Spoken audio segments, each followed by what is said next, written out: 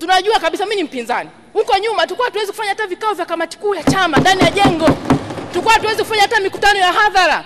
Lakini mama through fora yake watu wanafanya mikutano ya hadhara. Tanzania mtu unakuwa na freedom of express. Sisi sio mara ya kwanza, mimi nishaikuwa gerezani, sio mara ya kwanza kiongozi wa upinzani kupelekwa gerezani. Mheshimiwa Mbowe ameshakaa miezi 4 nikiwa naye tukatoka, baadaye akaja akapewa tena akaenda gerezani kwa miezi 8 kwa treason. Hatukuona haya mambo yakitokea. So at a time lazima tujiulize kama nchi kuna kitu behind the carpet, yani kwa nini sasa hivi? Kwa hiyo tusitumie hiyo opportunity ambayo mama ametoa na fora zake kuharibu taifa letu. Demokrasia ni gharama, lakini amani, usalama na ulinzi na utulivu wa nchi yetu ni gharama sana. Lazima tuangalie. Leo tuna hii amani, tuwezi kuona kama tuko vizuri.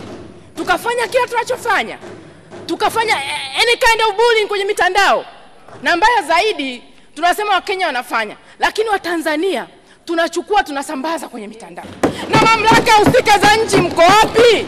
Kuona kwamba okay, bullying inafanywa, cyber bullying inafanywa na hao watu wa nje tunasema.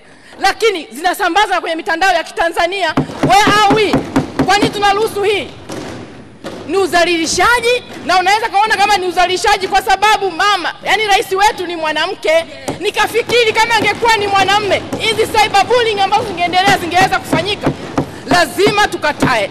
Tukiendelea kujua kwamba sisi sote ni watoto wa mama Afrika Mashariki, mamlaka za nchi ya Tanzania na mamlaka za nchi jirani, ambapo sijaona nchi jirani mamlaka zake zikikondemu hili. Mshirikiane mambo ya ndani ya hapa, idara ya mawasiliano na kule Kenya, tuwakamate hawa jenzi wakuu. Lakini kuna klipu zingine ukisikiliza Mheshimiwa Naibu Speaker, tonation ya Kiswahili ni Mtanzania. They are just hiding kwa ambao wanatokea Kenya. They are pretending wanamdhalilisha mama. Msitweze utu wa mtu. Sio tu kwa rais. Mimi ni activist wa haki za binadamu. Siwezi kuruhusu kumtweza hata mtoto wa darasa la kwanza. Leave alone the president ambao ndo amebeba nembo ya taifa letu. Nakushukuru sana Mheshimiwa Naibu Speaker. Asante.